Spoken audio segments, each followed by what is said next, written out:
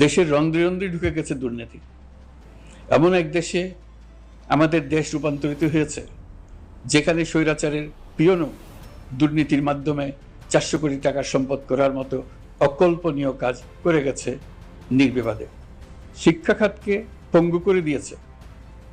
Banking ও share বাজার খাতে লুটপাট, প্রকল্প ব্যয়ে বিশ্ব রেকর্ড, অবাধ সম্পদ পাচার, আইন শৃঙ্খলা রক্ষাকারী সংস্থাকে নিজ দলের পুতুলে রূপান্তর, বাক স্বাধীনতা হরণ, মানবাধিকার হরণ, এসবই হিমশৈলের অগ্রভাগ মাত্র।